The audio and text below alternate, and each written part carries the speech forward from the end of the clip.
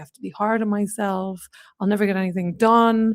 I want to talk to you for just 5 minutes, right? Because that's such a common belief that you have to be hard on yourself, that you have to beat yourself up in order to be better. And I'm here to tell you that that is completely BS, that whole idea. It's what I call shame logic.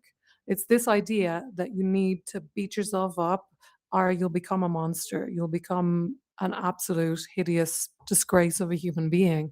And that's the logic that runs underneath this idea that you have to beat yourself up, that you have to hurt yourself, that you have to tell yourself that you're a terrible person in order to become better. And it's just like if you look at the logic of that, it makes absolutely no sense whatsoever. This idea, this this idea that harsh criticism drives action, it's not discipline, it's shame logic. And it works. The reason why it's so commonly held is because in the short term, it works. It creates the result. You go to the gym, the person obeys you, the child stops crying. But in the medium to long term, it really fails. And also, it doesn't really get the thing done. It gets people to comply. So shame works to get people to comply. It doesn't help people to grow or expand or learn why they're doing the thing. But in the medium to long term, it's completely corrosive and it destroys the relationship between you and that person that you're shaming. So shame, it really opposite. We treat it in our society like it's some kind of motivator to be a better person. But really, shame is the opposite. It's an anchor that keeps us stuck, that keeps us at a low vibration. And most of the people that we call, oh, you're acting, that person is so shameless, are the one I wrote an article a while ago about Pam Bondi. There were these therapists, everyone was on, she has no shame. She's totally shameless. She doesn't have enough healthy shame. This is a commonly held belief here in conventional wisdom. Whereas really, her behavior in that hearing was classic shame responses. And you see that with narcissists as well. People think they're so shameless that they don't care, but really, what's underneath narcissism is this belief that I'm useless, that I'm worthless, and this is why when you're Donald Trump or a narcissist, somebody mocks them, they get really angry, they get really offended, and they want to destroy that person. That's not someone who's secure in themselves. Someone who's secure in themselves, people criticize them the same, but they don't respond and lash out in the same way because you don't take it personally. You see it. And I notice this in myself. The more I do this shame work and the more I release shame, the less I get offended, the less I take things personally when people say mean things to me. I see it not as a reflection of who I am and not as further evidence that I'm a bad person, and actually as evidence, as is the truth, as evidence of what those people are. People are showing you who they are when they say mean things to you. And it doesn't mean you don't have to personalize it. So the shame is really an anchor, not a motivator, and it gets compliance. It doesn't get real growth or expansion or awareness. And the hidden cost of all this, when you rely on shame to stay disciplined or to make someone else comply with you, what happens is your nervous system stays stuck in a constant threat response. You might get the task done, the person might do what they say they'll do, but you'll end up exhausted, hypervigilant, or needing to over-explain just to feel safe. And the other person, if you use shame to get them to do what it is that you want them to do, they might do it. But it's gonna insert toxicity into the relationship that was never there before. So it's gonna poison the relationship regardless. So real sustainable progress never ever comes from self-contempt or contempt of the other. And that's what shame is. It's contempt directed inwards. When you shame yourself, I'm so stupid, I'm so ugly, I've a horrible body, and we use that as a reason why we need to go to the gym. That's not a way to get sustainable progress. That you might go a few times, you might go for a week or month, you might get the marathon done, you might get fit, but the contempt is still underneath there. So next time you notice that harsh inner critic whip kicking in today, I invite you, don't try to force positive thinking because that actually can really backfire. I know for years I thought I just needed to be happier. I just needed to think positive. But it doesn't work when you've got a really deeply embedded shame substrate. So just notice where this harsh thought or feeling, where it sits in your body. Maybe it's in your throat, maybe it's in your chest, maybe it's in your gut, maybe it's somewhere else. And just notice that physical attention. It's not a character flaw, it's an old armor pattern that's trying to protect you. And you can release shame. And then the more you release shame, the less shameable you become, the less offended you get. I discovered with myself that getting offended when someone says something to you is also, you can't get offended without shame.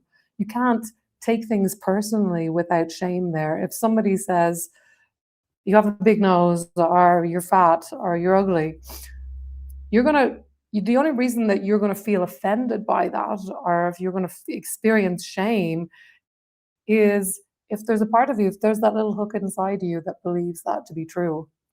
So shame, we don't need it. That's my whole philosophy. And I created a whole framework, which is you can find here on Substack, which is about why shame is always toxic. Shame is this belief that you're a bad person, that you're no good. Um, and there is a way out of it. We don't need shame to be a good person. In fact, what I say is that it's posited in our society, like the firefighter, the savior. We need shame to keep people in line, to keep the psychopaths, to keep the rapists in line. But look at me, I'm telling you, so much of the bad behavior, nearly all the bad behavior that people do, including, up to domestic violence. And, when I got really angry and triggered and said mean things, that was because shame was triggered inside me. And shame really puts us into survival mode unlike nothing else. The only thing that really can compare is shame. So it's super triggering when we experience shame, and when we feel it, we're so programmed that it's so uncomfortable that we want to project it or deflect it onto someone else. So I hope that was helpful for you guys, and I want to tell you about what I'm doing tomorrow. I am hosting a free live somatic workshop. It's called Shame Exit, because there is an exit from shame. I teach you how to step out of shame rather than become resistant to shame, which is what almost everyone else that I can see out there talking about shame teaches you. They become resistant to shame. But I think we should just kick that shame out, because we do not need shame. Shame does not make you a better person. So we're going to go deep into who you would be without the shame leading your life. And also talk about the three armor patterns: the performer, the peacemaker, and the explainer in real time. These are the high people who are really successful, they have it as well. People are driven by shame. Almost everyone in our society is driven by shame on some level.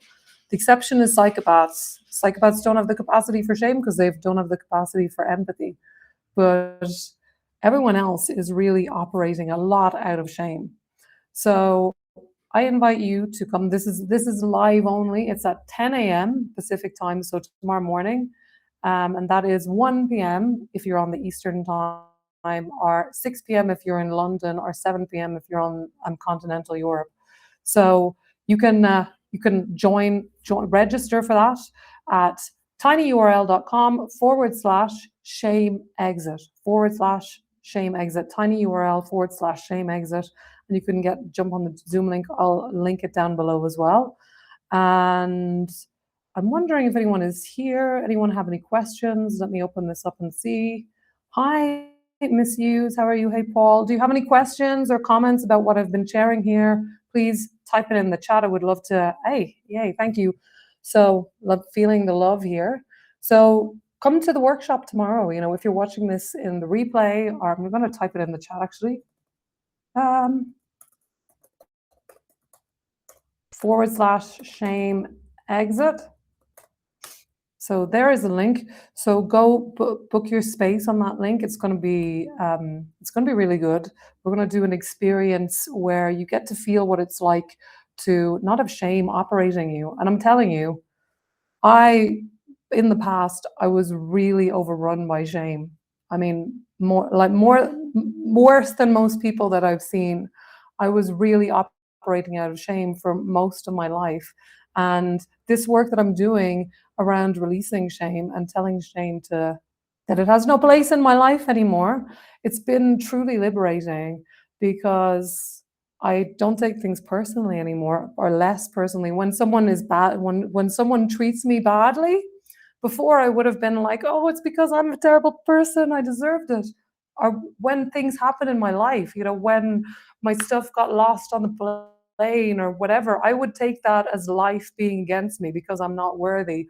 I do not play that game anymore. And stuff still happens, but I don't take it as some kind of verdict on my worth. And that's the difference. Life still happens, but you stop taking it personally the more you release this shame. And also the other thing is, boundaries become so much easier. I find that it's so much easier to say no to people, to get away from abusive situations.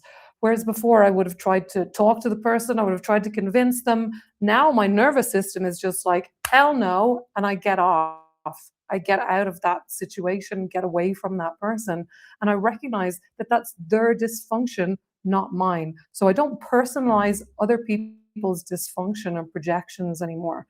And this is what can happen with you as well the more you let go of shame and the less offended. Getting offended as well, guys. Ever get offended? Getting offended, I've realized you can't get offended without having shame in the substrate. If you get offended or even if you feel entitled to something, you owe me this. That's shame operating system. You can't feel entitled or feel offended by what someone says without having that shame underneath the surface that's like trying to prove that you're worthy, that you have to all this bravado, all this BS. It's all shame.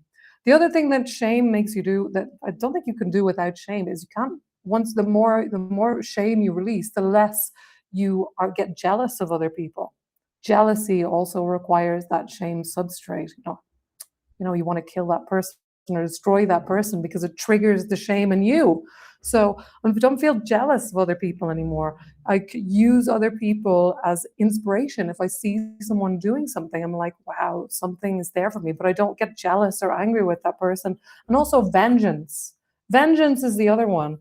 Vengeance is another result of shame logic because you're trying to project the shame that you feel. Oh, this, I've been hurt, a friend has been hurt, and you want to put that hurt on someone else. So that's why you take revenge. Whereas now, if somebody treats me badly, I just walk away. I just walk out of the room, walk out of the door. I do not play those games anymore because those games, when you play those games, it's the drama triangle playing out.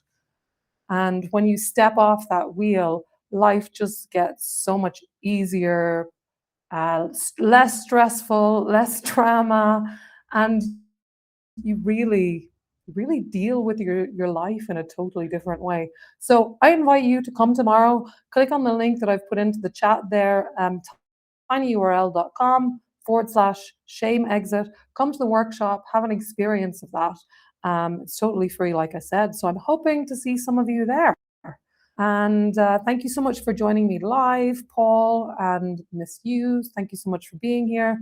And if you have any questions or comments, you can write them in. I'm going to post this as a post straight after this. So if you have a question or something that you want to add, drop it in the chat, or even better, come tomorrow and ask me in person. Because tomorrow I'm not going to have a recording of this. I'm not going to give it. So if you don't come live, you're going to miss out. So come live, come and check it out. And I hope you have an amazing rest of your day. And I hope to see some of you guys tomorrow. It's totally free, so you got nothing to lose, and it's only 90 minutes. Okay. So have a great Wednesday, rest of your Wednesday. Bye, guys.